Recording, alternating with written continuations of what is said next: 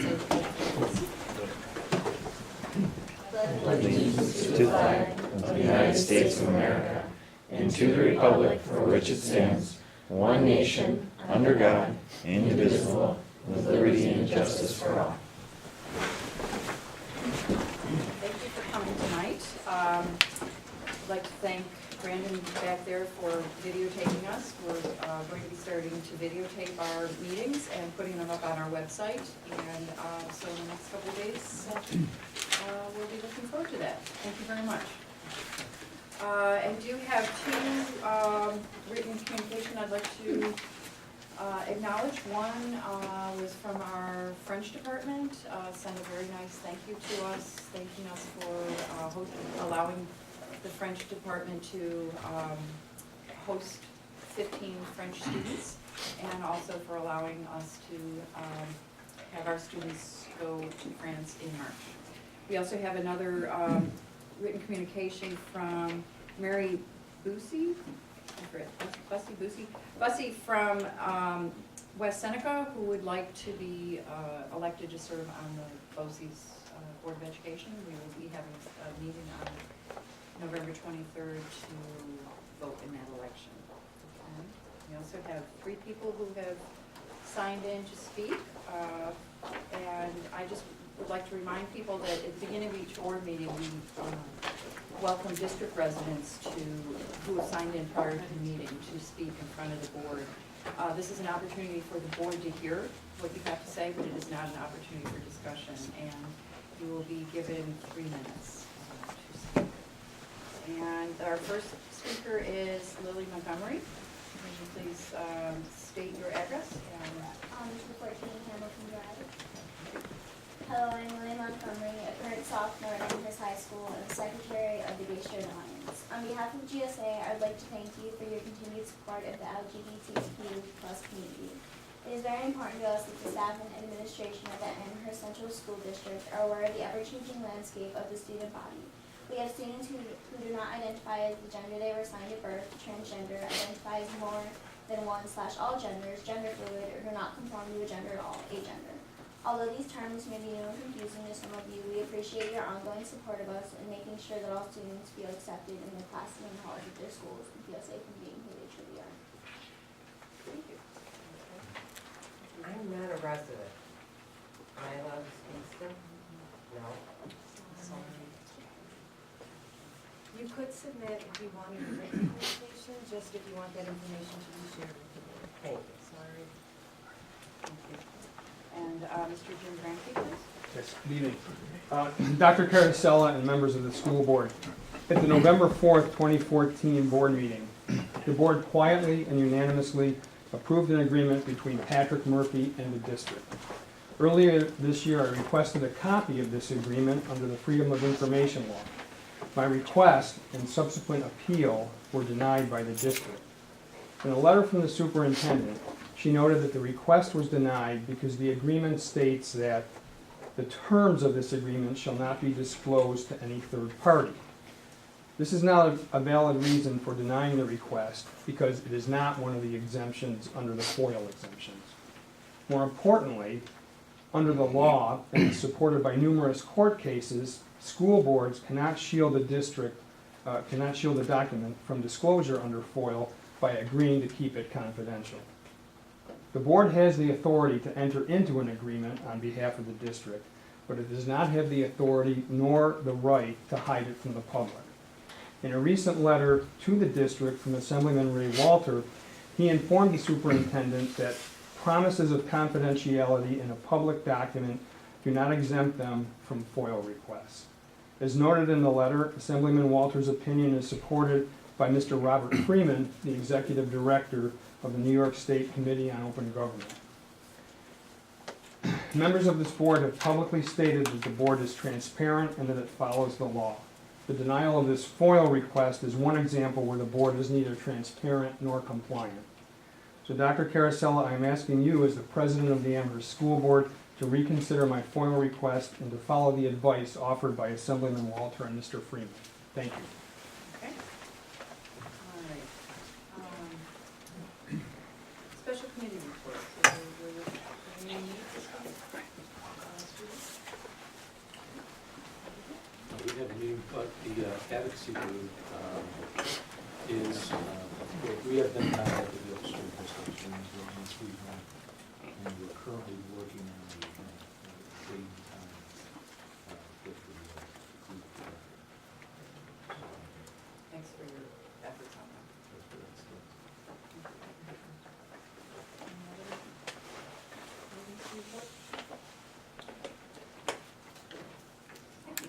All right, I'm gonna turn it over to Kendra.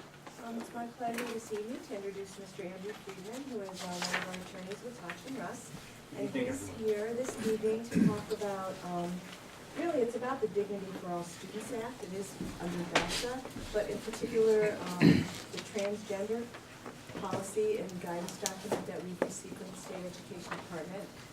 Really, the purpose for this evening is for you to just better understand the information that's being provided to us under the law and through the guidance document. What I would ask is that we allow him to go through the entire presentation and then hold your questions until the end, because you may very well have your questions answered by the time we get to the end of it. And then we'll see. So welcome, and thank you so much for coming. Okay, well, thank you for having me. It's a pleasure to see all of you tonight. I'm here this evening just to talk about transgender youth and gender nonconforming youth student rights. While it may be more prevalent in the news and we have a better awareness, the law actually isn't new. Just like Dr. Chavy said, the basis of the law here is from DASA, for the Dignity for All Students Act. And so while we're going to be talking about some new terminology, again, the basis in law has been there for since about 2010. So just wanted to make sure that everyone knew that. Okay, forgot how to go forward on this again. See the arrow right there? Okay. There you go. Okay. Why do the rights matter? Because schools have the obligation to provide a safe environment for all students.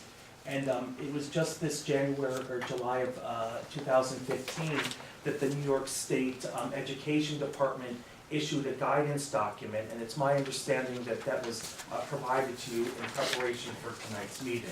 So that would give you a real good backdrop on a state ed's position with regards to transgender student rights and gender nonconforming student right issues.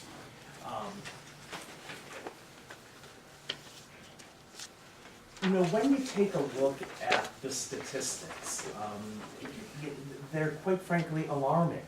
That 75% of transgender students have reported that they were either physically harassed or physically assaulted, and that more than 50% of transgender youth attempt suicide once prior to their 20th birthday. And so again, that really serves as the backdrop for identifying how to move forward here. What I always like to do, because I am giving more of these talks to boards, is really just go through a few basic definitions just to set a backdrop. Transgender is an umbrella term for people whose gender identity and expression differs from their biological sex assigned at birth. And one of the discussions that I often have with superintendents, with building principals, or anyone in pupil personnel, is talking about using the right verbiage, because that really goes a long way. When you're having these conversations with individuals, and when you know the definitions and you know what terminology to use, it just helps that discussion. And so gender nonconforming, it's a term used to describe an individual whose expression differs from a stereotypical expectation. So you could identify as a male, a female, or you could identify as both. And it could be as fluid as, depending on the day. So again, it is some combination as well. And then we talk about the transition process, where a person, who is socially or physically aligned to one gender expression is actually different from the gender identity that associates from their assignment at birth. And so how they transition to that new identity is thought about in that definition. How do we determine a student's gender legally? Again, if you go to the state ed guidance document, it recommends that a school accept a student's assertion. So in most situations, a student making the assertion is going to be enough. Now, practically speaking, I think that we do have to divide it out into ages.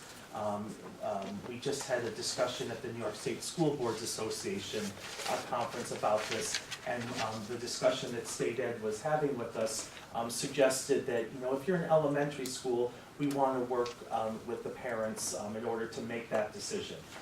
In the middle school, it was less clear.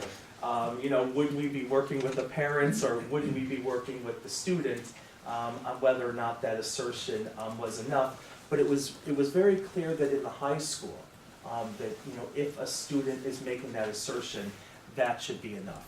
So we're going to be working through this as with many other school boards, and so as we learn information, we will share it with you.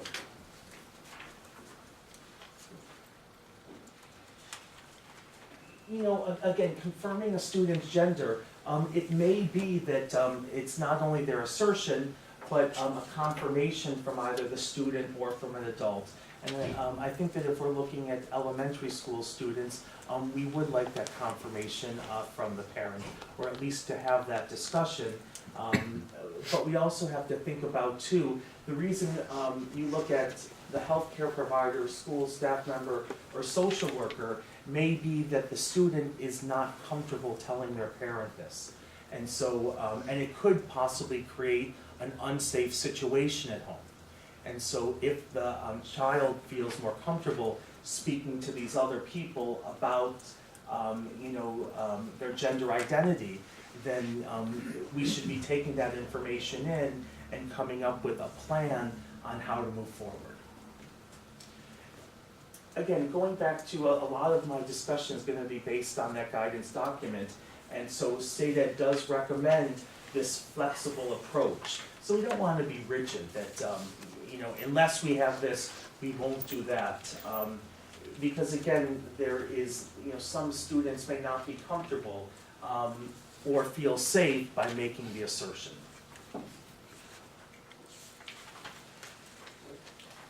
When you look at, legally, what is our responsibility and where does our responsibility arise from? It's from New York State Education Law 3201, which says that students have the right to the education. We have the Dignity for All Students Act. Again, back in 2009, that was passed, and it included gender identity back in 2009, and it also included some language that said actual or perceived. And so again, this language is not new. It actually dates back to 2009 and has its roots there. Now, Title IX is actually an interesting amendment. When the Department of Justice and the Department of Education interpret Title IX, it's their interpretation that Title IX does protect transgender and gender non-conforming students. I will say that there has been some recent, there was a recent federal court case in Virginia where the federal judge did not see it that way. But again, the Department of Justice argued in favor of Title IX supporting these rights, and also the U.S. Department of Education. So we're in a little bit of flux there. But when we look at our state, I have to give you recommendations and guidance based on our state.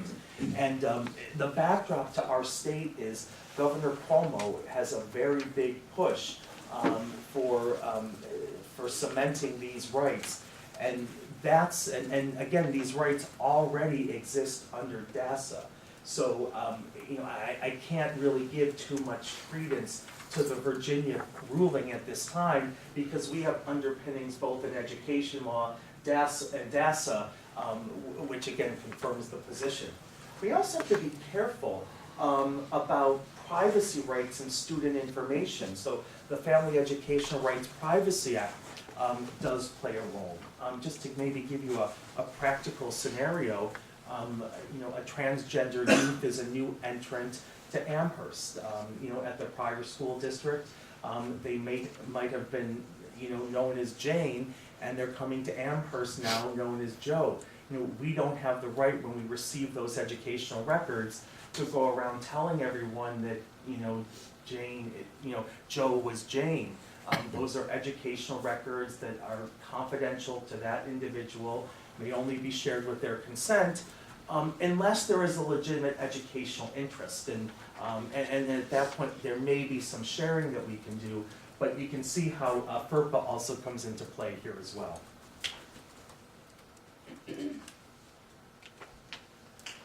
When you look at 3201, it says no person shall be refused admission or excluded from any course of instruction by reason of that person's sex.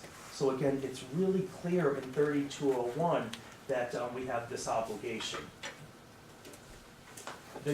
I mentioned the Dignity for All Students Act. It's actual or perceived and gender. So again, this isn't new, like I've said a couple times before. And then the U.S. Department of Education, discrimination based upon a person's gender identity and a person's transgender status. And where that becomes important is that, if we're not following the guidance suggested by state ed or what the U.S. Department of Education has opined, if a parent or a student makes a complaint, we'll be having a discussion with the Office of Civil Rights. And those are not always, great discussions to have. What I like to say is, we'd rather tackle issues here than have someone else tell us how we're going to tackle them. And again, I just reviewed FERPA and gave you an example of how FERPA may apply in a situation. Now, what do we do with names and pronouns? Get into maybe some practical advice. If a high school student is transgender and they're looking to be called a he instead of a she, we should honor that request. However, when it comes to actually changing the educational record, I'm going to recommend that we only do that when there's a court-ordered name change. So once there's a court-ordered name change, what we would do is going forward, we would change the record. You can't ever change a record going back, but we would change it going forward. But again, if the individual wasn't comfortable making a formal name change, practically speaking, what you could do is they could write their new name on a test. They could have notes turned in by their parents with their preferred name. It would just be that when it came to report cards and maybe standardized assessments, that that they would have to that they would be using their non-preferred name. What's working through the state education department right now is for those situations, we're going to be having student identifier numbers that will sort of track the student. So if a student has a different, a preferred name from their original assigned name, you'll still be able to track that individual because the student number won't change. So that's working its way through state education right now. But I am going to suggest that I'm only doing, changing records based on a court document.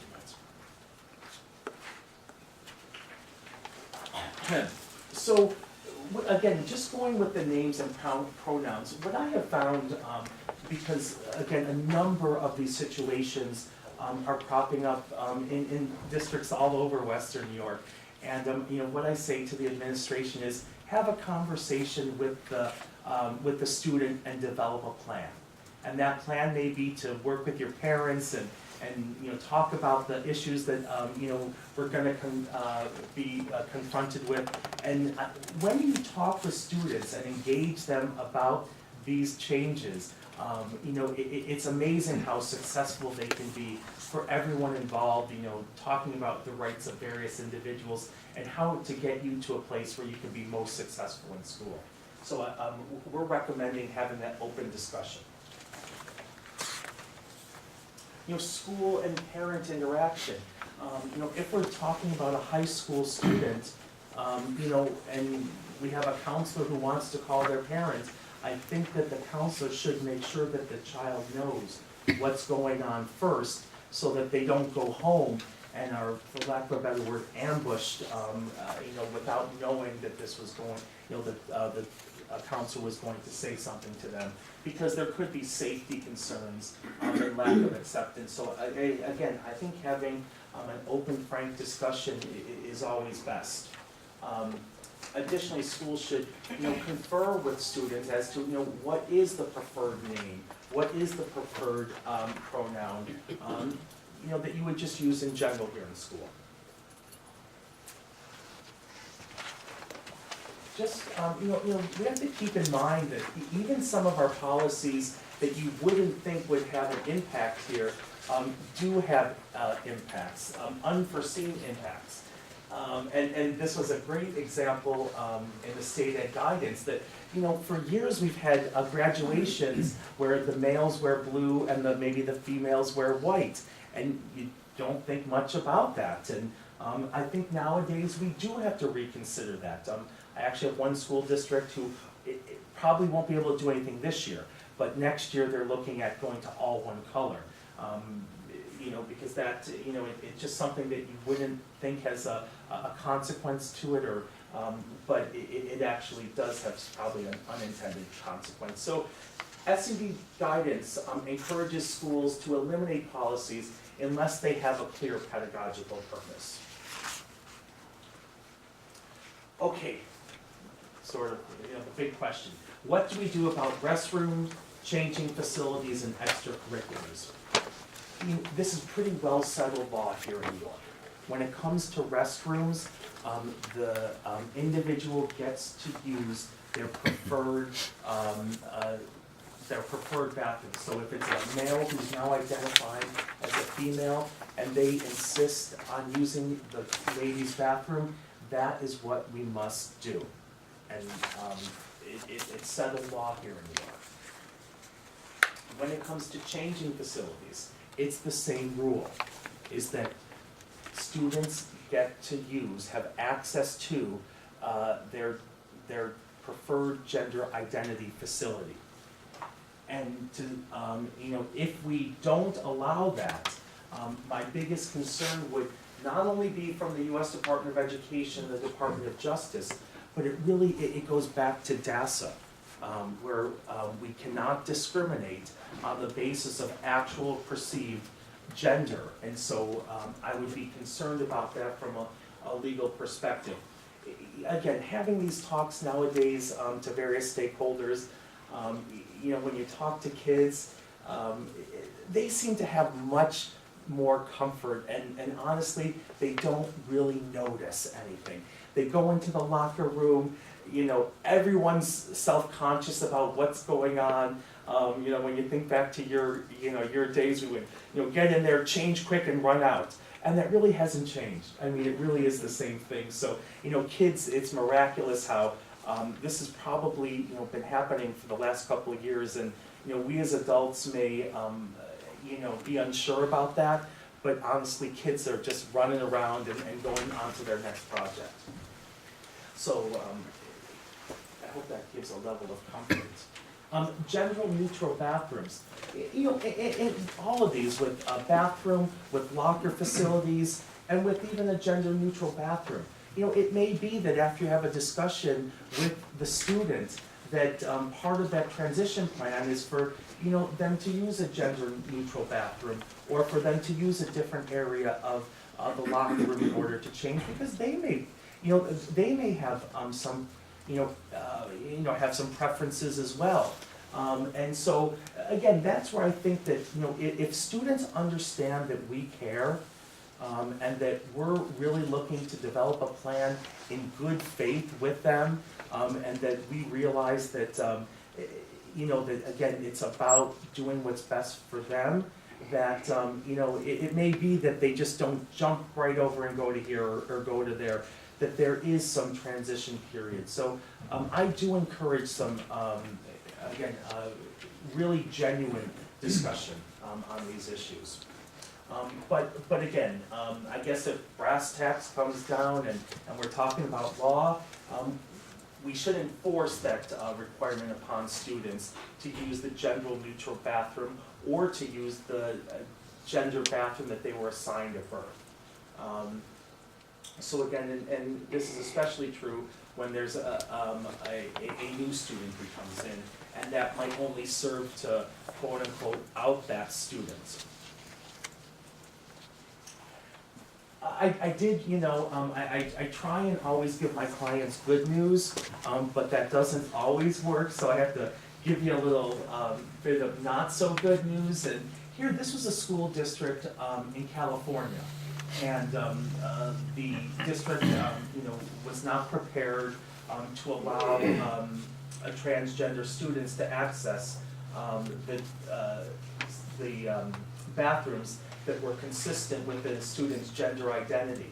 So the US Department of Justice came in, ordered them to, and then the student filed a civil complaint against the school district, and that was recently just settled for about $900,000. And so these are translating not only into, you know, we need to do what's right, but when we don't, when we're not looking at the laws this way, it's becoming a financial burden, and it does expose us to liability, and so that is obviously a concern for me as well. Okay, well, you know, again, I just wanted to give you a brief overview. I know that you have a copy of it as well as the guidance document, and I hope that that guidance document gave you, you know, a flavor for the state education's position. Is there any questions that I can answer for you?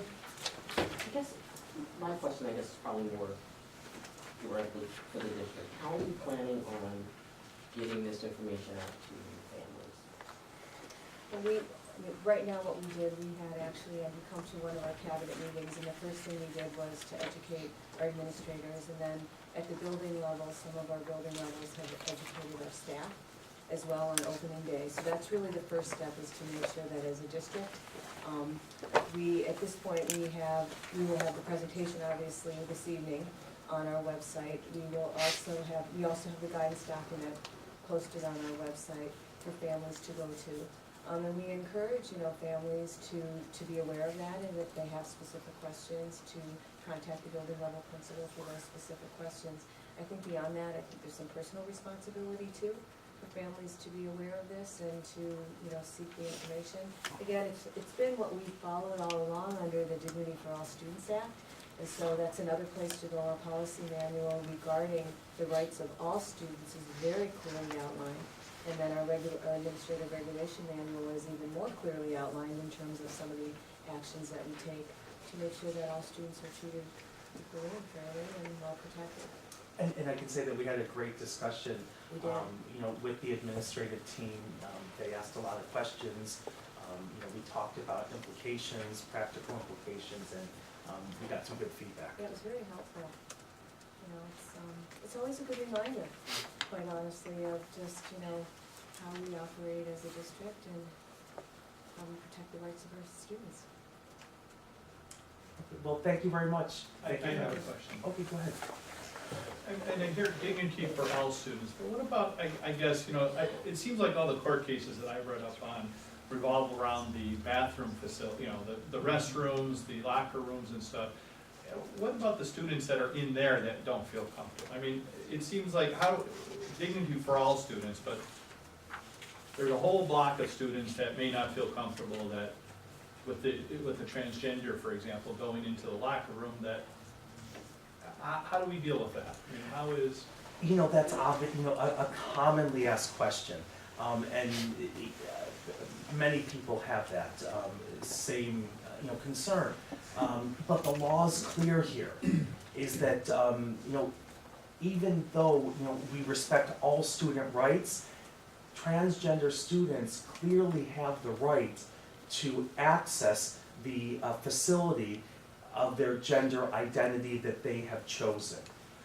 And so while we care about all students, specifically, a transgender student has that right.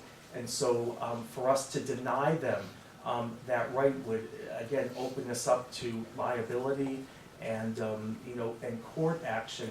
Or it may not be court action, it could just be a complaint from the Office of Civil Rights. And so, you know, it's defined clearly. You mentioned in your presentation, I mean, what if there's flip-flopping going on? One day I'm, you know, identify as a female, next day I'm a male. I mean, how do we deal with that? Is that allowed? I mean, is that? Yeah, I think that we're going to have to, you know, again, have counselors that have fluid plans, you know, that take all of those, you know, variables into consideration.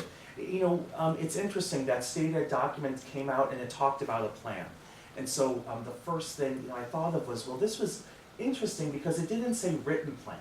You know, if state ed wanted us to have a written plan, like, you know, mostly everything is written, they would have said so. So, you know, I think that these are discussions that we have, they're fluid, and, you know, remember, a child may be vacillating like that because they're having, you know, trying to internalize how they are going to change. And so one day it may be that, you know, they have courage to be able to express their new gender identity, and it could be that the next day they don't have that courage.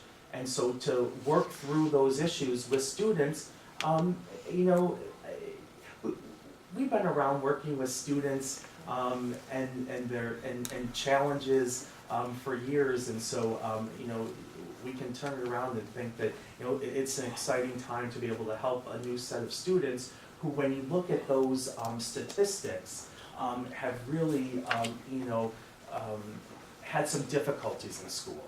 And so hopefully, you know, we'll look back 10 years from now and you won't see that 1 in, you know, 50% have attempted suicide, you know, by the time that they're 20.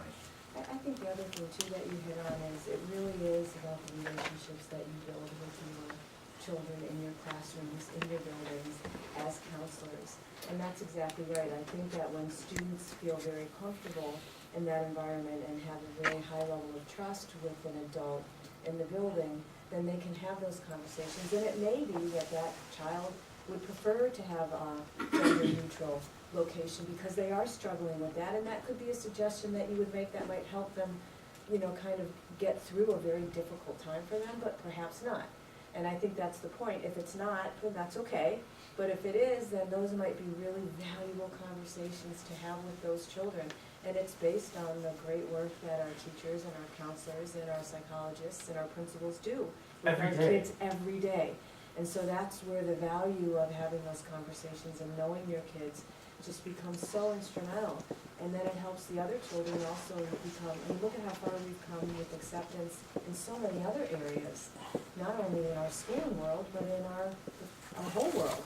And so, you know, it's just, you have to have patience and guidance and support and, you know, and just have conversations about it. And this is part of it. Education is a huge part of it. So that's why we felt to make sure our administrators are educated, our teachers, you as a Board of Education, our community is educated about this, is the most critical factor. Well, and one other factor that's so critical with these discussions is showing compassion.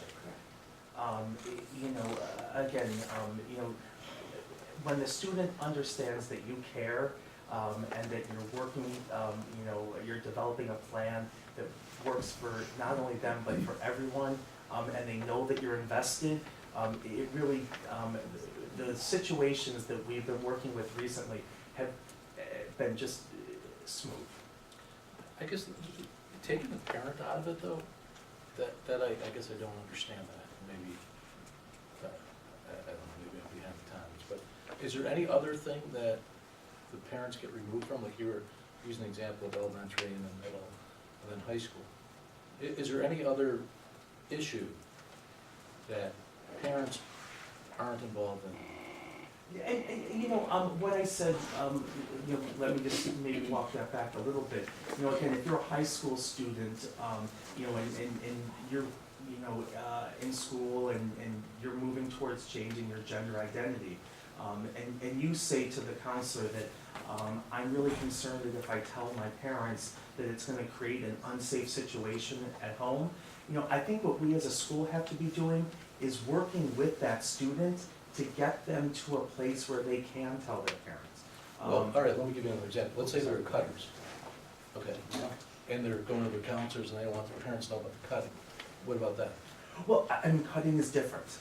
Again, cutting, you actually see a physical, cut where there could be infection, it could be a medical issue. I'm not sure that that's necessarily apples to apples. It's the only one I can think of. Yeah. It's just, but it's, I guess, listen, I talk to people that, when the kids go to college and mine don't yet. One of the biggest transitions is you've now are basically out of their lives. From a standpoint, from legal or whatever, the example always is, something happened to them medically. You can't find out, all right?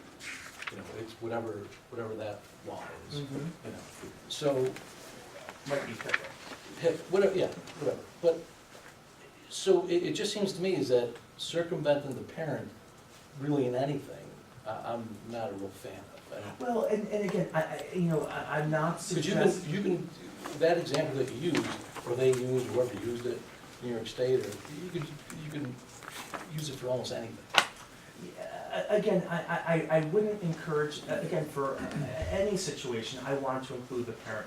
But I guess what you have to be mindful of here is that if the parent is going to, if it's going to create an unsafe environment for the student at home, we have to be careful from a liability perspective. That, again, if, the counselor calls home, doesn't tell the student's parents react in a way that we wouldn't want them to, for safety reasons, it may be said that we sent that child into an unsafe situation without notice. And so, again, I'm not encouraging, these decisions to be made in a vacuum. What I'm saying is that we have to show some sensitivity so that we can figure out what the plan is to bring your parents in, to get everyone on the same page. And I think that can be done sooner than later, but you have to have mindful and honest discussions about that. And again, counselors are trained to do that all the time. In that example, though, you mentioned the statistic, 50% of transgender will try to commit suicide by age 20. What if the school knows about the transgender situation, but the parent does not, and we're working through it, and something like that happens? Do we have liability then? Where we know about it, we haven't gone to the parent, and the parent now is, Again, what we have to do is we have to provide a reasonably safe environment for students. We're not guarantors of safety. So your question is, what is our duty to that particular student? And what I would argue is that we were acting in the student's, best safety interests. That when we took a look at the whole picture and all the circumstances surrounding it, we aren't responsible. Now, this is New York. People can sue people for a lot of reasons. But again, what you have to focus on for legal liabilities in school is, are we creating a reasonably safe environment? It's not a guarantee of safety. So I would argue in that situation that we acted reasonably safe. Would it be likened more to an issue for child protective services, for example? Teachers Where we suspect are child abuse and we call. are and we don't wanna obligated let to be them- mandated Correct. reporters. Right, without So having if to. there know is an anything. assumption, and there may not be anything there, but if there's an assumption, you don't contact the parent. because it could be harmful. So I think the there's- only difference would be in that situation, in this situation, I think what Andrew was saying, is you would hope through conversations, you would hope through counseling, you would hope through supports, that eventually you would come to terms with having that conversation with the parent in a very supportive environment.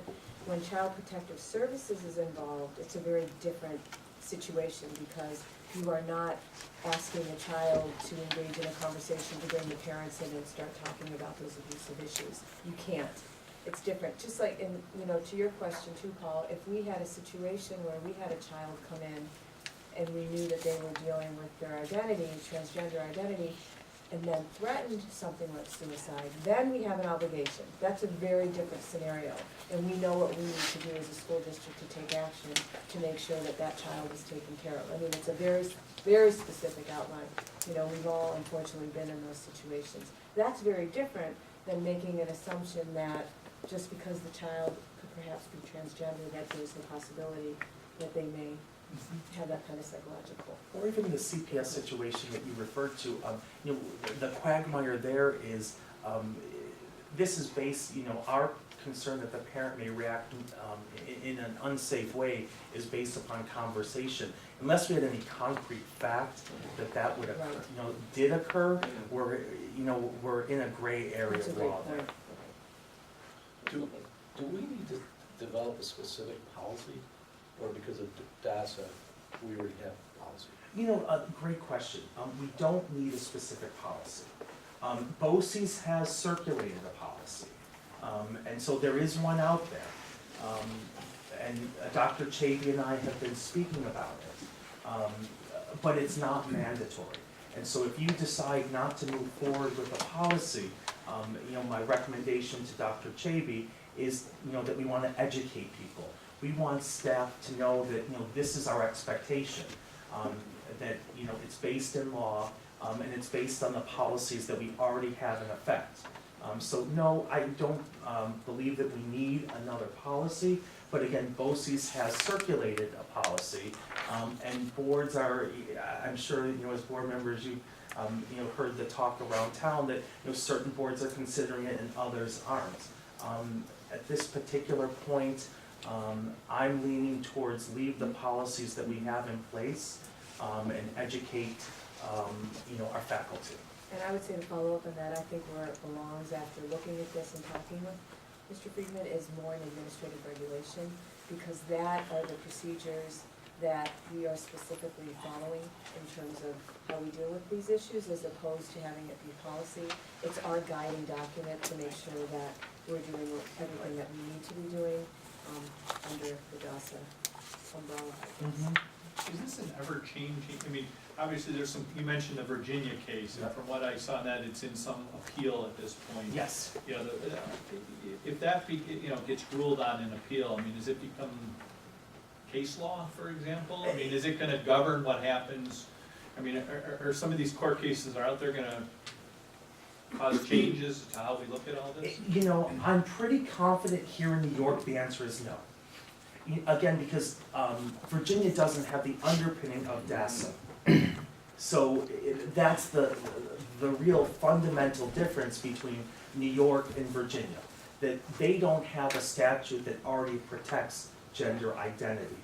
So unless DASA changes, and again, you know, given right now at least where the governor stands on these issues, it looks fairly firm, but you know, law is ever changing, and I don't think it's going to here in New York. I definitely see a sort of a patchwork approach, you know, that will be happening over the next, you know, number of years. But I'm fairly confident that here in New York, this is the, you know, where we're going to end up, and so that's why I would just encourage us all to embrace it, you know, do what we have to educate, and really move on, because that's what the kids will do. Thank you. Any more questions? Because I know we have another presentation this evening as well. I just had a consistency one, which is kind of a follow-up from what Mr. Simon said. So, you could have a transgender student in an non-conforming who is more confident one day than the next, in terms of using your restroom or facility. But you could also have someone who's just doing it on a dare for the fun of it. Mm-hmm. And in terms of that consistency, isn't there some way just to, or is that left up That's that, to the discretion of the administrator? So that we're truly being sensitive and following Right, right. We talked level law about for that someone too who's when we, vacillating we had a- versus someone who's doing it for another reason. We did that scenario at the administrative cabinet. Oh. And really where we're at is, if someone misuses this law, there's consequences. It's treated as such. It's Okay, treated so as that's a good then. consequence for a disciplinary, it's whatever that consequence would be for a violation of behavior, really. I think that's important for people It's very to I was important. just know. gonna say, maybe we I think should that's educate important. people on that as well, Right. Yeah, so I we think don't that's get important. people Exactly. flip-flop, as you say, on a dare or something, so What underpins this legislation is the notion that you're doing it with good intentions. That this is what you intend to be. This is not meant to be used as a joke. But as we educate people, I think, and as you see, well, they can, one day they can identify as this, and the next day as this, and I understand, they may feel uncomfortable one day and comfortable the next, but you may also get teens who are, as Dr. Lane says, doing it as a joke, so how do we, I think, by by educating people that this is possible, we're also educating teens that, hey, tomorrow I wanna go in the girls' locker room or the boys' locker room, and, so educating them also, I think, as well on the punishments for I agree. false Yeah, reporting, I guess. Yeah, is I mean, I would important as well. I would absolutely support that, because again, I think that those jokes, would be seen as harassing, transgender students, and again, we're doing this, for those people who genuinely, are grappling, with this issue versus people who are joking. So, just like any other disciplinary incident, I'm a believer in firm, fair consequence. Well, thank you so much for having me. Yes. Thank you very And much. have a very happy Thanksgiving and holiday season. Thank you. Thank you. Thank you. You want your water, Andrew? I'm gonna grab my, As we're transitioning, I just wanted to have a public service announcement. If you do have an 18-year-old child, please talk to your lawyer about having them sign a HIPAA release so that if, God forbid, anything did happen, you could talk to any hospital. Thank you again. Might be being taken care of by, just like we have our significant others can speak with doctors about our conditions. We also have to be able to ask our children to do the same thing. The 18 is a magic grade. All right, thank you.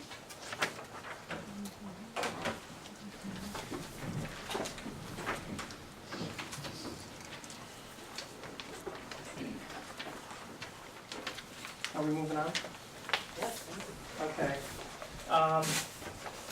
Well, I'd like to introduce you to one person and reintroduce you to another. On your right is Marcy Pasquale. She is our new elementary curriculum team leader from Windermere Elementary School. She teaches a self-contained special ed class in grades, now it's only 2, but it's generally a K to 2. But the enrollment changes, and so does the grade levels that she services. You're familiar with Lori Chittenden, one of our primary teachers at Smallwood. She's been our math curriculum leader for the last 3 years. And they're both here to join me in giving you an update on our elementary ELA and math curriculum.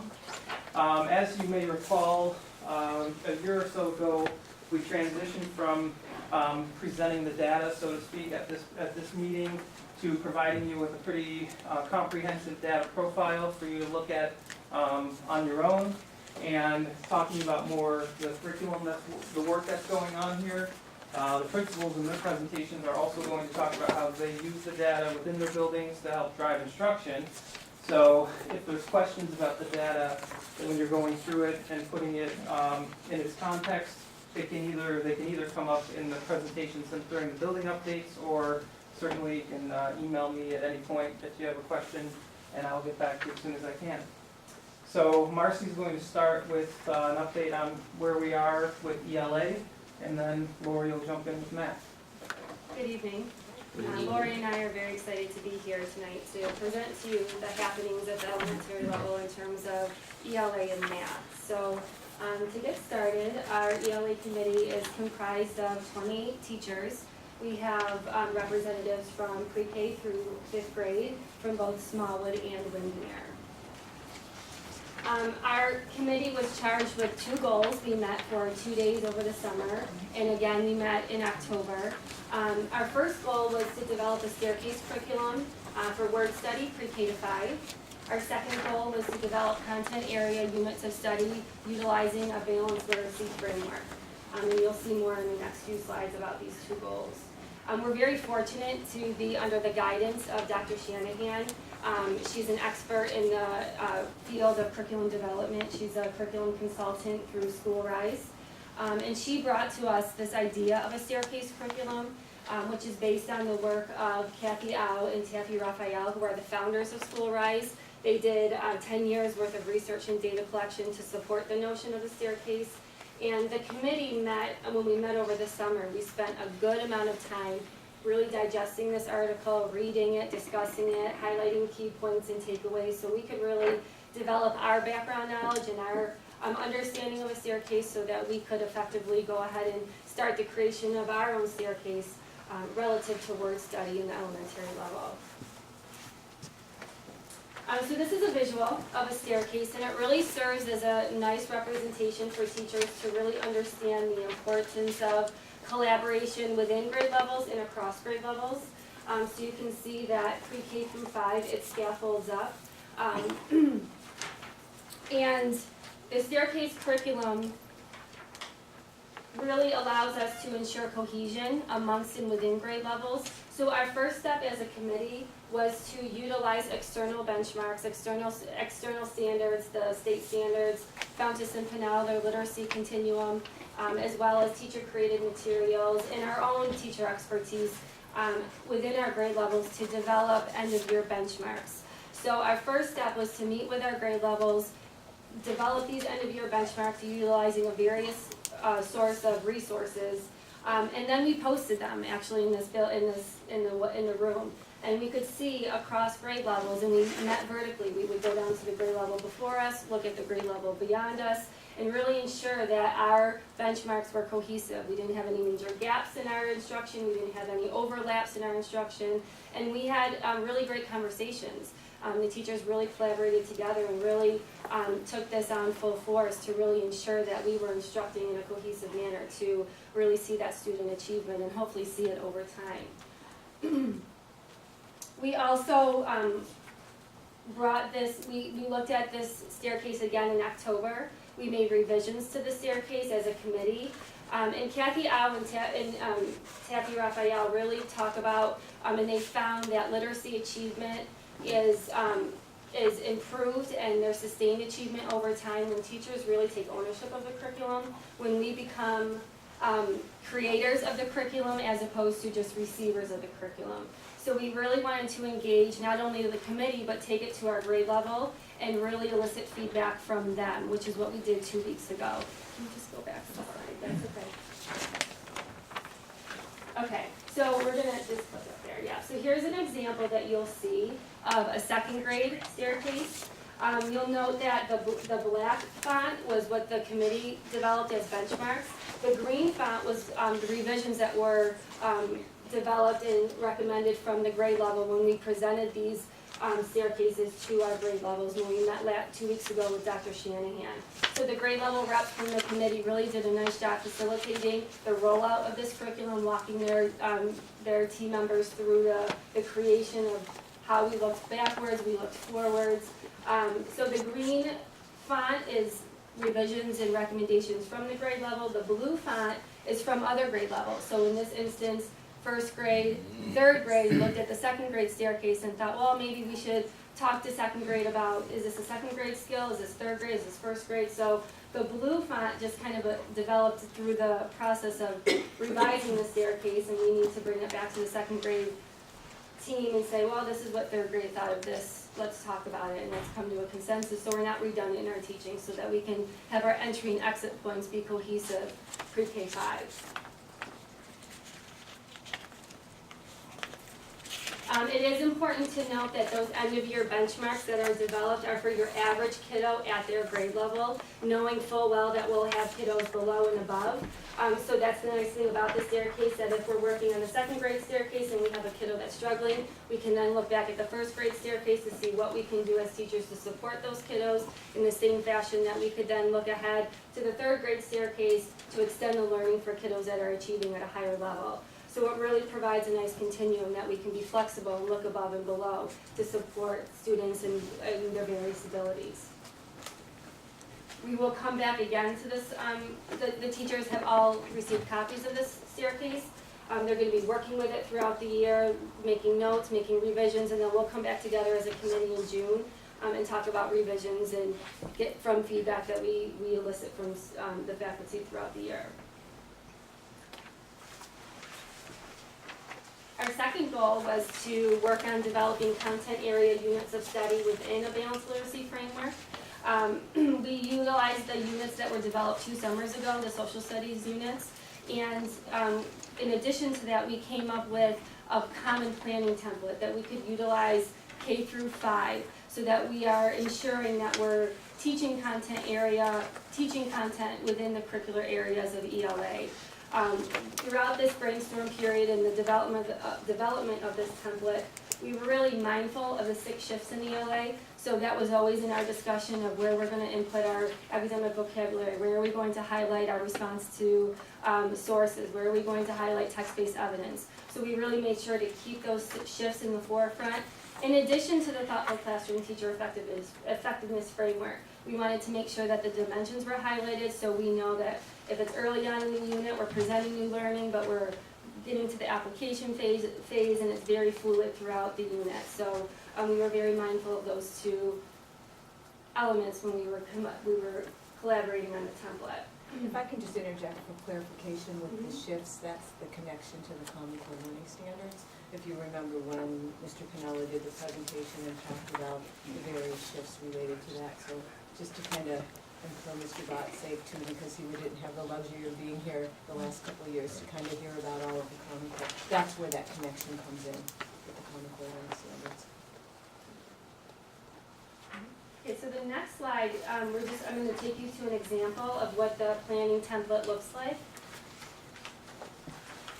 So you'll see at the top we have the Thoughtful Classroom Dimension, followed by the content and language arts standards, the curricular components, followed by the objectives, the learning targets, and then at the bottom is key vocabulary and the definitions that will be addressed throughout the unit. And here's a grade 3 example from their unit on countries around the world. This is a session 2, so it's day 2 in the unit. They're in dimension 6, which is presenting new learning. They have their content standards identified, as well as the language arts. The curricular components addressed on this day are within shared reading / close read and in their content area. So they give their objectives, their content learning targets, which would be explained to the students, key vocabulary and their definitions, and then this is the planning. So they're using a grade level text. They have their thinking within and beyond the text for a close read, and their conceptual understanding using a key vocabulary word. This day also incorporates a content area designated to the unit, and it goes through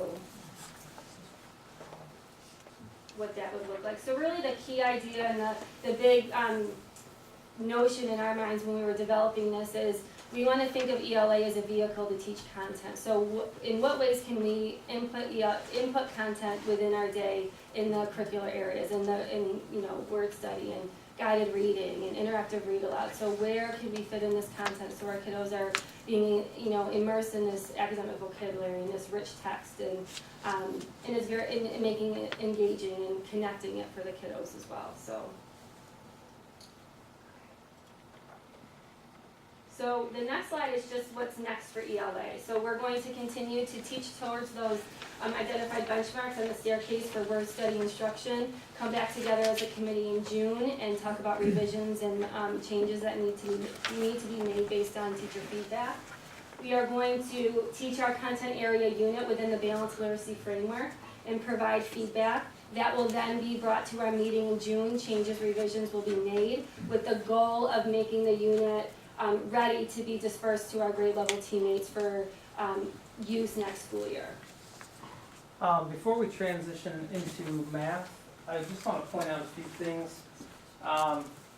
Curriculum development is very difficult in schools. In many cases, sometimes it's avoided altogether. ELA curriculum development is difficult. Elementary ELA curriculum is probably the most difficult because you're dealing with skills. You're not necessarily dealing with content in a social studies classroom where you're teaching, the Constitution through the causes of World War II, and it's progression and it's sequential. You're dealing with skills and the acquisition of skills with kids that are just learning how to read and write. So what our committee has done that I think is very special and sort of unique to our district is we have developed a curriculum based on our foundation of balanced literacy.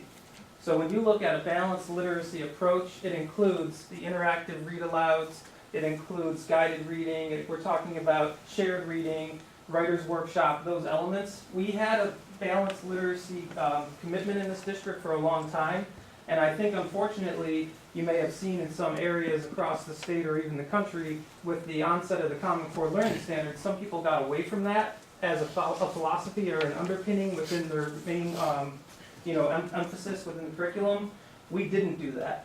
And I think one of the other things we didn't do, which we should be proud of, is we didn't switch to a basal reader, or we didn't switch to sort of a canned program.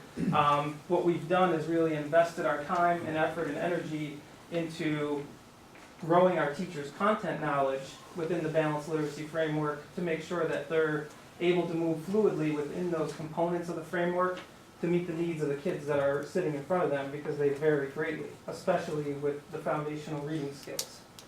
And if I can just say in a more I have a question global, before we move. yeah, in a more global view of it, when we started with the whole instructional action plan, we started talking about these curriculum writing projects. This is phenomenal. I mean, where we've come over the last 4 years, 4 to 5 years in developing this curriculum and connecting it, it's very, very impressive. And you should all be truly, as Tony said, so proud of the work that you've done with this, because it was a vision that we created, and as Mr. Canella said, it was a very difficult task, and what you've been able to do with it is so impressive, just so impressive, truly. Mrs. Pascal, I had a couple of questions. I think you addressed one of them. As a new board member, I just was curious, the timeline. You're in year 4 of this initiative, is that accurate to say? Yeah, it started in summer of 12, Summer 12, So- probably 3 years. 3 years, and I get made fun of for using this analogy, but curriculum's like a garden. It's constantly being cultivated, Right. seeds are constantly being planted, things grow, we're pulling weeds, we're replacing things. So But the that's- instructional action plan was developed in like 2011, and we were able to start the actual writing in 12. And then, this is how far we've come, yeah. And my second question, Mrs. Pascal and Mr. Canella, you can jump in if you want. How has this impacted the young students' writing skills? Could you talk about that a little bit? I know you talked about reading and all that, but Sure. how has it affected or how has it impacted their writing skills? Well, and I'll speak Sentence creation. for me personally, I have kiddos that in K through 2, and, some are, able to comprehend by listening auditorily more than they can read. So I have found that through immersing them in this content area within the curricular components of ELA, that they're hearing the language, they're being immersed in it, they're using the vocabulary in various contexts, and they're applying and generalizing, which does translate into their writing. A lot of it's verbal at first, where you're going to speak in complete sentences. So if I ask you a content-specific question, you're going to answer that question using, and they do use the the science words. They like to speak like scientists, speak like sophisticated, little beings. And we do see that translate into their writing, where they are able to cite evidence from text based on, a specific question. And, sometimes their writing skills aren't as advanced as their verbal skills, but they can get their ideas down and then verbally explain it. And then when they get up through the grade levels, we can start to see that more and more in their writing. But at the lower levels, that's their oral the oral ability to speak, and then, their auditory ability to comprehend, which is at a much higher level than their writing and reading ability. But it is starting Curious to. as what the offshoot was on their writing. Yeah. Well, the hard part about the question you asked, because it's a great one, is our ability to assess that is somewhat minimized with constant changes in the assessments that are given, and then inconsistent participation in the assessments that are given. So we're relying more on formative assessments in the classroom or other diagnostic assessments that the teachers have developed. And, it would be inappropriate to generalize, but what I can tell you about, as a positive about the curriculum, is that a lot of this stuff was going on, and a lot of great stuff was going on in most of the classrooms. What this gave us the ability to do was to really vertically align it, so we look at how kids progress from pre-K through 5th grade and then transition to middle school, so that we're more aligned with our students moving from classroom to classroom, and we're building upon the previous years. So the visual of the staircase is really an important piece, because at the elementary, we're moving from, with word recognition or word study, we're moving from, phonemic awareness and phonics all the way through some pretty advanced morphology with, Latin and Greek roots. And that's pretty sophisticated word work for, 9, 10, and 11-year-olds. And we're pretty confident that emphasis on vocabulary and the roots from where words come from is going to have a significant impact on their ability to read and acquire knowledge through reading, and then ultimately writing. Thank you. Yeah. Okay, we'll move on to math. The math curriculum team is organized and structured very similarly to the ELA committee. We have representatives from both Windermere and Smallwood for each grade level that work during the summer. We also work during the school year also on some committee projects. Whoa, that could have been bad. I'm not going to go through every timeline bullet here, but I did include it because I wanted you to have some of the details of our journey also. And I was able to speak to you last year about some of the things that we had worked on and done starting in the summer of 2012 and then moving forward. So you can kind of look through that as we go. But and I want you to understand the process that we went through to kind of get to where we are today. And I'll explain that to you. We were using, you can go ahead. We were using investigations as our main program for math instruction in grades K through 5. And as we became more familiar with the standards and wrapped our heads around them and really kind of digested them, we realized that there were some gaps and holes in the program that we were using. So what I talked to you about last year was that the committee worked together to address those gaps and holes, and we created the Amherst Central School District math curriculum guide. We started supplementing. We kind of pushed in some of the fluency activities that we had stolen from Engage New York, not stolen, but used from Engage New York. We got our feet wet with that. We also included vocabulary that was important to the math programs in each grade level. But we still noticed that we needed more. So the following summer, we supplemented even more. And some grade levels began even using full modules in their classrooms, some full grade levels. And what we noticed was that we had this kind of fragmented situation where, we weren't as cohesive as we would have liked K through 5. So we needed to make a decision, and we needed to decide on one program as our main material. So what were we looking for in a program? So we were making that decision. We wanted to make sure that the material that we chose or used was aligned to the Common Core Learning Standards. We also wanted it to be coherent, K through 12, and we wanted it to focus both on conceptual understanding and that balance of having some procedural fluency and those mathematical practices included also. Those are the things we were considering.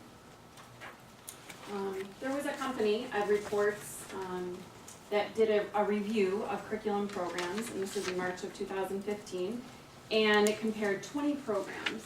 It measured, you can go to the next slide if you want. Here's the chart. It shows it measured indicators of alignment, usability, focus and coherence, and then rigor and practice. And what they found was that Eureka Math met all of the expectations in all 4 areas. And this was one of the pieces that the administration used when they were discussing and considering in which direction to move. Some of the textbook companies gave some pushback and said that the review was done too soon, so the company did the review again just in October. And Eureka came out again pretty far ahead of the other textbook series.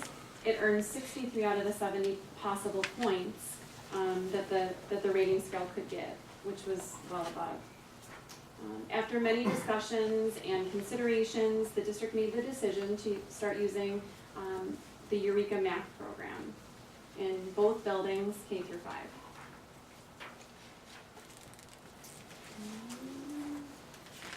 As we began to make this decision and knew that change was going to be coming, the administrators started really building the capacity for this change. They planned for 2 days of math summer training. They brought in the Eureka writers, the people who wrote the curriculum, who are actually teachers also, for each grade level, and they were able to do a module study on one day, which was an in-depth study of the module, the concepts, the vocabulary, the math models, and how to teach those lessons. And then we also had a day of customization. So how do you make that lesson work for you in your classroom with your kids, knowing that every classroom is a little bit different. The district also purchased the Eureka web app for teachers and the video series to support this implementation. So the web app allowed teachers to have access to all of the lesson plans, all of the materials, everything online. So if you don't have your textbook with you at home, you have access to it anywhere, on your phone, wherever. The video series also was purchased to make sure that teachers had what they needed to build their math content knowledge and be able to teach these lessons. The video series are the actual writers of the curriculum talking you through each module lesson, talking about the math concepts and how that looks and feels and looks like in the classroom. Another big thing we did this summer was Tony's office, Donna and myself and Tony worked on creating an Aspen Parent resource page to inform parents, because we know that that can sometimes be, or the communication needs to go also, not just to teachers and administrators, but parents need to know about the changes too, and changes in math can be challenging for parents. It's definitely not the way they learned, it's very different, it's not the way I learned either. So we needed to provide some support, and I'll go through some of the pieces that are on that parent resource page in a minute. Grade level team meeting time was built into the schedules at both buildings by the principals at Windermere and Smallwood, because they knew teachers would need time to put their heads together and be able to talk about this and collaborate in using a new material in this time of change. We've had grade level planning time to view and discuss those videos and talk about the module content. We just had a staff development day today, which was at both buildings, at Smallwood and Windermere, and the trainers came in and did some major work at the grade level. So they looked at, we had kindergarten through second grade teachers at Windermere and 3 through 5 at Smallwood. The K through 2 teachers focused on addition and subtraction and what that looks like, all the way starting from kindergarten and what it looks like and how it builds upon in each grade level through grade 2. So they talked about the models and the language, what the lessons look like. So she did a real in-depth study of that and what that looks like, what that content looks like. And in 3 to 5, they did the same type of thing with multiplication and division, and how that relates to then fractions and problem solving. If we go ahead to the next one. The parent support page, like I talked about, has different tabs in it, so parents can click on the tabs and have these resources at their fingertips. The Aspen page was also introduced at Open House by the teachers, and we demonstrated how to access that and use that so that they had that knowledge. There's a section for focus areas, so parents can kind of see that overall picture of where their kid is going, their child is going in that grade level. There's parent roadmaps, which are a little more specific to what the students will be studying in that grade level. There's module tips for parents, so each module is like what we used to call a unit. So the parents can see the vocabulary and the models and the different strategies that kids will be learning in that specific module. And it's laid out with diagrams and pictures and labels so that it's user-friendly. And those module tips can also be sent home by teachers. There's topic newsletters, so within the module's broken up into topics. So they further have resources that can walk parents through a certain topic and explain the mathematical thinking and practices. And there's also some video resource links that we put on there that model some of the key concepts. So just like in ELA, our journey will continue as we move through the school year and then into the summer. So the next thing that we were thinking of is to continue to grow that math content knowledge. We know that that's something that teachers want and that they always need to support them in using any kind of math program, whether it's newer or something that we've used before.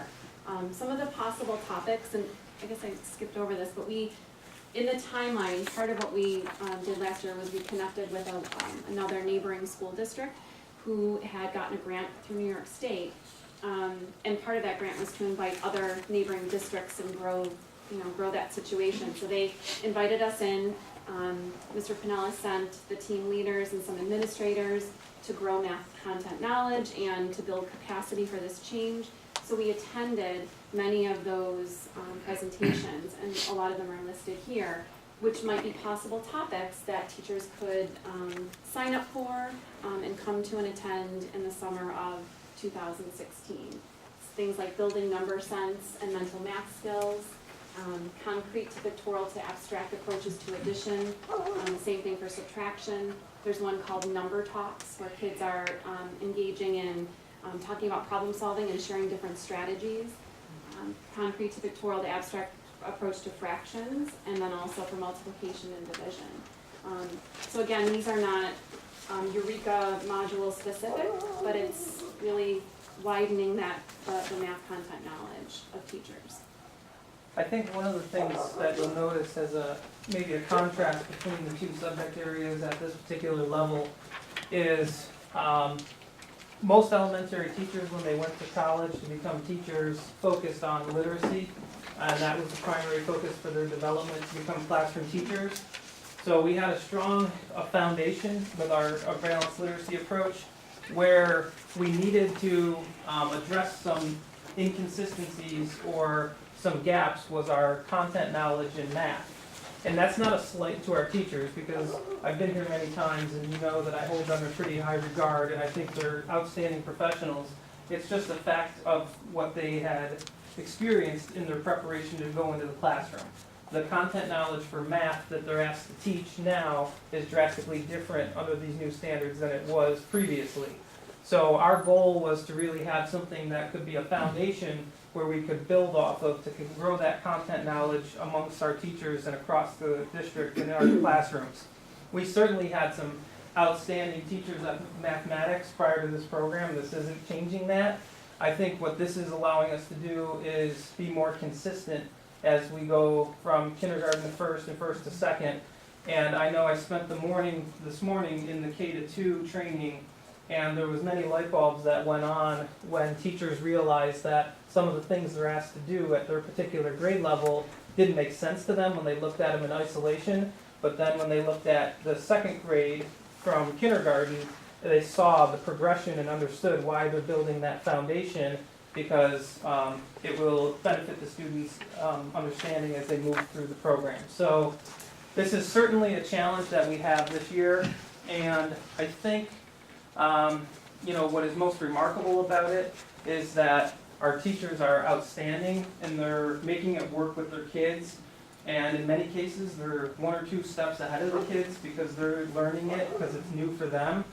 And if anything, I think they deserve kudos for rolling up their sleeves and diving into this program, because it's not easy to change programs, and certainly we appreciate everything that they're doing to make sure that they're getting involved with it. I would tell you that one thing that is starting to become evident, which is interesting, I think it speaks to the culture of the district. I'm hearing from some of the teachers, I just don't think it's engaging enough. And I just don't agree with some of the pedagogy that's in this program. And I kind of smile because I think it speaks to the level of instruction that's going on in our classrooms, where they're looking at this saying, no, I wouldn't teach it like that. You know, I can get them up and moving around, or have them do this station here. And I think, you know, once they're through the program in its entirety 1 year, we're really going to see them soar with it, because they're going to be able to identify those areas where they want to improve it. Now they're just trying to live sort of day to day to make sure they get through it, and that understanding will come and grow, and I think we're going to see some fantastic things as a result.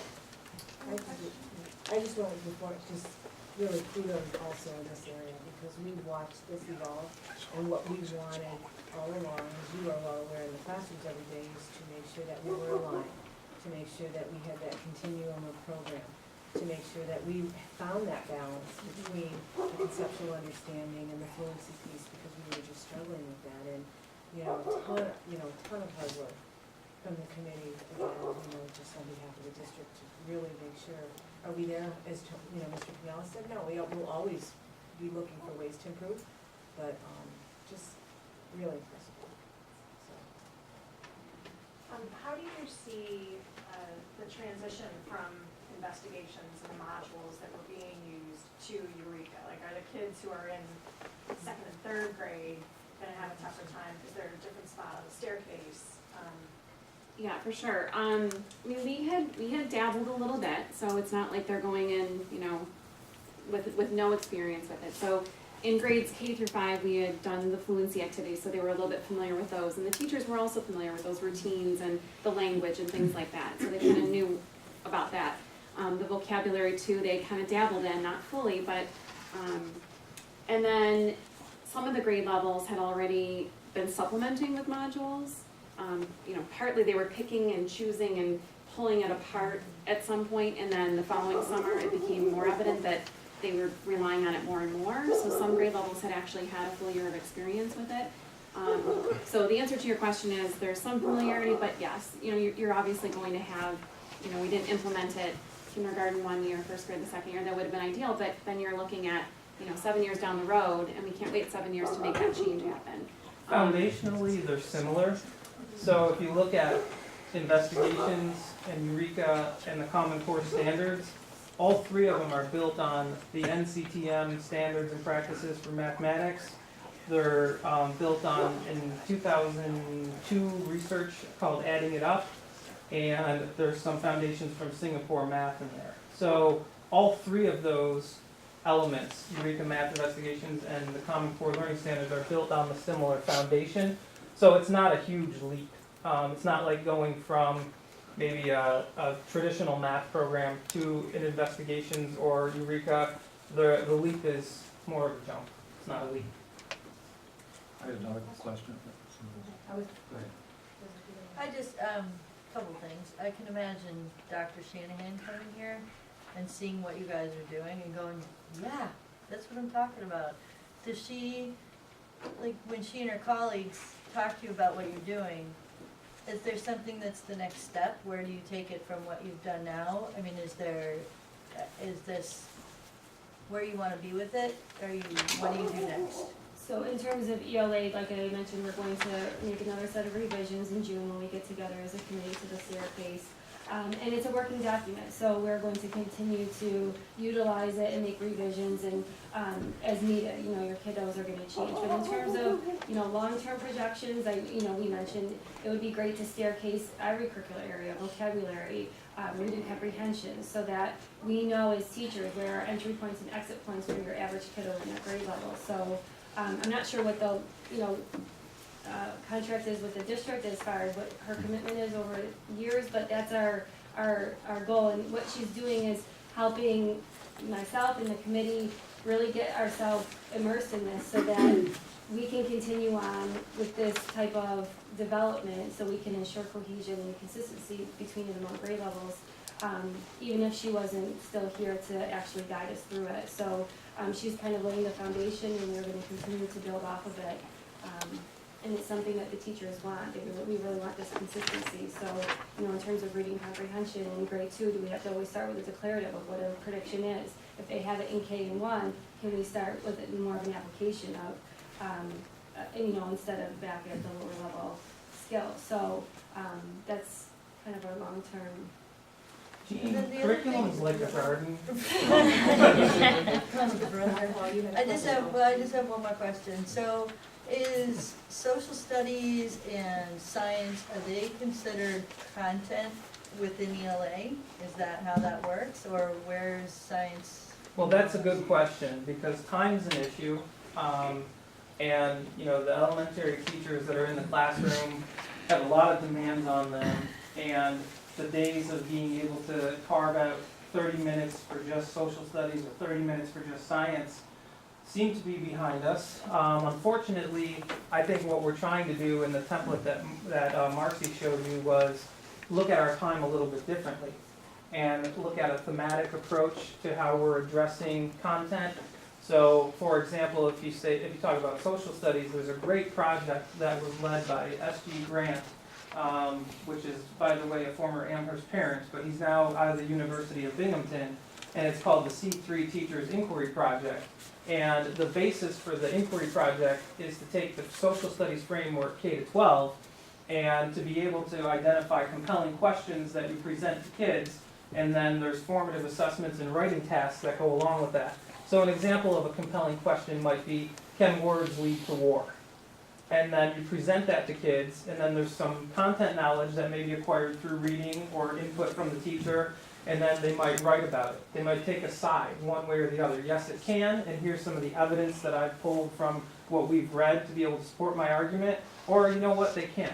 The first shot has to be fired before there can be war. Words can't lead to war, and then here's the evidence I'm using to support my claim.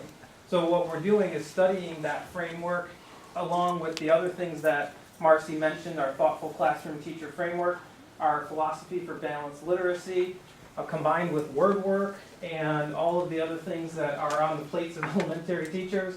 And we're trying to make sure that we're using our time as wisely as we can, because unfortunately it's not always possible to carve out just 30 minutes a day for social studies or science. You might end up seeing a unit in social studies followed by then a unit in science, or every other day might be science content and social studies content. But we're trying as much as we can to pull it into that balanced lit framework. So when teachers are doing their shared reading or their interactive read aloud, it might be on a topic that's social studies related to buy you some time later in the day so that you don't necessarily have to start from scratch. Totally confused you even more, but I think it's more just, it's trying to buy as much time as you can. So looking at the day differently instead of in isolated segments. My question, Mr. Pennell, should be addressed to you or Mr. Chittenden about the parent support? Who should I address? Oh, well, fire away. Well, I think it's a very intuitive, very perceptive, and includes parents, obviously, in the early stage. Back to school night, you say it started, and how are we following up on that, and how is it going so far? Because I think that parents supporting this is going to be crucial to There was one pulling other this off. piece that I didn't talk about that, it came up in September, I think. There was the homework helpers. So, Mr. Pinella introduced the teachers to it, the principals know about it, teachers were aware of it. But basically, it's a homework helper for every night. So homework goes home and parents can either access it online, or they can, teachers can send it home as a copy with the homework. And it's really like an illustrated example of the math and how you would talk about it and how you would, solve the problem. So that's kind of a companion. Another thing that we haven't talked about yet, but, is a possibility that we've done in the past is a parent night. For math and ELA, we've done it together before, where we've presented the curriculum and the models. And last year we had parents come and do hands-on activities where they experienced the math models and got to do what their kids do in the classroom. And it was a really bad weather night, but that's a possibility too. Right. That's a great question. I just think it's good to follow up on that, what you're talking about. I think the most You just can't difficult, go back to school night and then forget about it. The The mo- parents need to be included. It's Absolutely. not gonna work unless the parents reinforce it, at home. well, and Aspen is a resource they can access as often or as little as they want. So the parent go to school night was to show them where the information is, and then they can go there on their own. I think where new math programs have been implemented and it's caused a little bit of strife is a lot of times with the homework. You know, what happens if your dad or mom sitting at the dining room table or kitchen table and your kid is getting upset because they don't understand how to do their homework and you want to help and you look at it and you don't necessarily know how to help them with it, that's where people become really upset. That's another kudos I think I would give to our teachers. They understand the value of homework, and homework is independent practice. So if they think that the kids can't independently do that work, then they don't give it. Just because a program may say, this is tonight's homework, doesn't mean they're just handing it out and sending it home in the take-home folder. They're checking for their kids' understanding of that topic, and if they're not ready for independent practice, they're not giving it. And that's helpful. Parent buy-in though is really crucial to this, I think. I mean, it's not something, that's the. Are there any other questions for the ladies? Thank you so much. Excellent, excellent work. Thank you, Mrs. Mella. Nicely done.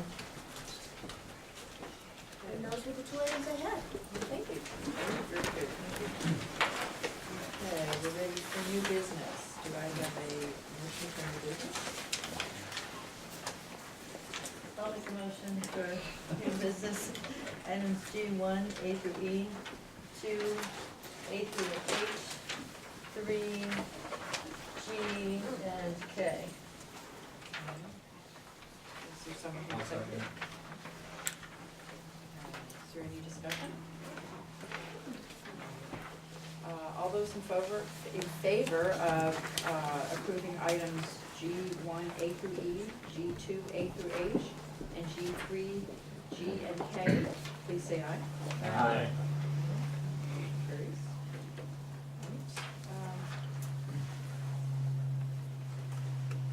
Are there any visitors wishing to speak? I actually did not plan to speak tonight, but after hearing Andrew Friedman's presentation, I do wish to. I actually wish he was still here. I listened very intently to his presentation. I feel that it was really one-sided, very biased. And when you guys discuss these matters, please take that into consideration, that was what came off to me as an activist. There was no neutrality there at all. You know, a lot of this was exemplified in his non-answers to a lot of the questions. I think some very good questions were asked, and he didn't have answers for them. If you really listened, he talked circularly because there were no answers. For example, Mr. Vivolo brought up the point about how apparently you're not supposed to tell parents if there's a kid who's transgender and haven't told their parents. Okay, that's that. But then when he said, okay, well, what about, you know, cutting? Are we not supposed to tell them? His answer was so vague and gray. And my point here is, it's a total double standard. It's like new rules are being set every time that it comes up. I think that just exemplified a real double standard. And I feel that when he talked about, oh, you know, we need to educate people, I don't think he's talking about educating people. He's talking about persuading people and indoctrinating people. And you know, I just feel that his presentation was very one-sided, and I feel that that has to be taken into account. You can't just go with what he's saying. Think about it for yourselves and look into it. I suggest you all read Title IX for yourselves. I did, and he said, oh, it's very clear. It's really, it's not what he said. If you read it, it doesn't say those things that he said that it said. It's a matter of interpretation. And, you know, here's another very good example of the double standard. You know, it came up about, well, what if there's kids who are making a joke and they say, oh, okay, I'm transgender, so I'm gonna go use the girls' bathroom, and you all talked about, well, there should be harsh punishment for that kid. Well, who's to say? Because if we're not supposed to question a kid who, you know, allegedly truly is transgender, and we're not supposed to question that, we're literally just supposed to take his word for it, then why aren't we supposed to take the other kid's word for it? My point is there's double standards all over the place, and hypocrisies all over the place. So if you can't question it for one person, you shouldn't question it for another person, and you better figure out rules that work for everybody. And my biggest point here is, another thing that he did not answer, Mr. Steinley brought up a very good question. What about dignity for all students, not just the 1 in 1,000 that we're talking about here. And the reason I use that number is because I did the math, maybe it's a little bit different, but generally. We have to worry about all the students. And when Mr. Steinley asked that question, he literally said that he stumbled, he gave some vagaries, and then he basically said that the rights of that transgender trump the rights of everybody else. That's what I heard him saying. So dignity for all students should be dignity for all students, not just certain individuals. So I guess the point of what I'm saying here is that this, quote unquote expert here, I think was really just an activist, and I think you need to consider all sides of it before just taking everything he said for word. Thank you, Dr. Carousel. Dr. Lane, I wanted to speak to something you had brought up at one of the previous meetings, and it's just a thought, but the concern about taping and broadcasting these meetings. New York State passed, the taxpayers passed a $2 billion New York State tech bond, and I heard something on the radio, I thought that could probably fit into that to cover a big part of that, the equipment costs, et cetera. Long-term costs, as a taxpayer, I'm happy to pay that so that the community can hear what's going on. But getting to costs, when I was thinking about costs, I thought to myself, these presentations are fantastic, this stuff is great. This morning, voting at Smallwood, I saw all the new Eureka math books, the Eureka app, the videos. I mean, how much does this stuff cost? I will say to taxpayers here in Amherst, as a teacher in Buffalo, our new webpage is fantastic, and I'm sure there's terrific utilities to it. It's the same one we have in Buffalo. First Student is the same bus company we have in Buffalo. You guys use Aspen, you use Infinite. Buffalo owns 10 to 15, 20, I don't know how expensive these programs are, but we just seem to be getting more and more programs that have terrific utilities, and I appreciate the board weighing those public benefit and taxpayer costs, but since we have a concern for cost, I just wanted to bring that up. And then secondly, I want to compliment terrifically Ms. Pasquale and Chittenden for a wonderful presentation. As a fellow teacher, I've been on quite a few curriculum committees, textbook committees, et cetera. You did wonderful work. This took one Google search. EdReports.com is a company, a nonprofit, which only means they don't pay taxes, funded by Bill Gates.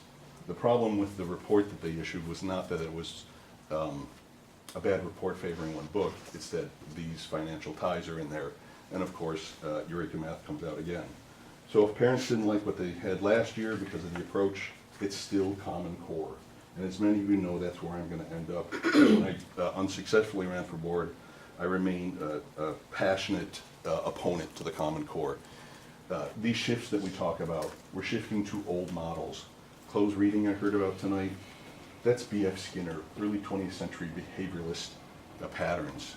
It is not creative, it's nothing new, it's expensive. It's never been field tested. It cannot prove to say that it's making kids college and career ready. And yet we just keep purchasing more of this and buying this. And the thing that, if you can hear the upset in my voice, with all due respect, Mr. Pennell, this is exactly the problem we as taxpayers have with the Common Core. The days where social studies and science, we just don't have time for it at elementary. When do we lose math and art and PE and recess and play? I mean, these things are very expensive. Your 3 minutes are up. Thank you. It's 5 minutes, isn't it? No, it's 3. Okay. And cutting off the variance report as a matter of transparency, Thank you, Mr. please. I thought as a teacher. It was just an invitation to the board, but I'll ask them afterwards. We would be happy to do that afterwards. Afterwards, oh, Thank you. okay, Thank okay, you. yep. Just for consistency's sake. Absolutely. Thank you. Mr. Grafton. Yes, thank you. Just wanted to make a point. Several years ago, I think it was about 5 years ago, several parents came forward to the board and raised concerns about math investigations in that program. And the board decided to stick with that program. Based on the ratings that we've seen tonight and the change to Eureka, maybe the board should have paid more attention to those parents in the past. Thank you. Thank you. All right. Yes, we should, yes, thank you. Mrs. Goldhart, we ask that people stand up, introduce themselves, and state where they live. And Mr. Stockton was much better at that than I have been so far, but I appreciate the suggestion. Do we have any follow-up action items? No. Yes. Any suggestions for agenda items for future meetings? Okay. Then with that, do we have a motion to convene into executive session? I would make a motion to convene into executive session for matters regarding employment of a certain individual. I'll second. All those in favor? Aye.